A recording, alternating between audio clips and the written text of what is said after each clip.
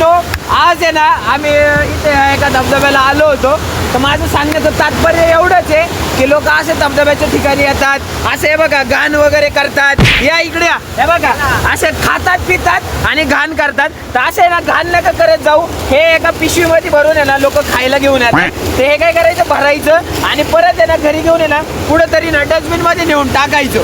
त्याच्यामुळे नाही अशी घाण नका करत जाऊ. तर मित्रांनो, तुम्ही बघू शकता आम्ही मागाशी तो कचरा गोळा केलाय. तर आता इथं माग किती कचरा आहे तुम्ही बघू शकता. आता हा कचरा एकदम नदीमध्ये आहे. आता प्रॉब्लेम असा आहे की आम्ही त्या पलीकडे जाऊ शकत नाही, नाही आम्ही तो कचरा पण गोळा केला असता. लोकांना कळत नाही हो, एकदम निर्लज्ज लोक आहेत. पर्यटन ठिकाणी येतात आणि घाण करून जातात.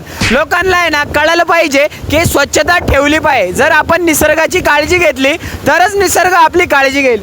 चुतिया लोक आहेत.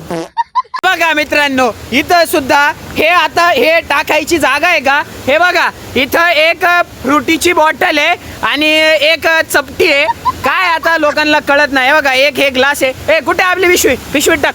हे बघा इथं लोक गुटखा बिटका खाऊन थुकलेत. आता आपला हा निसर्ग किती सुंदर आहे, हे अशी घाण नाही करायला पाहिजे. पण जाऊ दे, आता इथं आपण काही करू शकत नाही.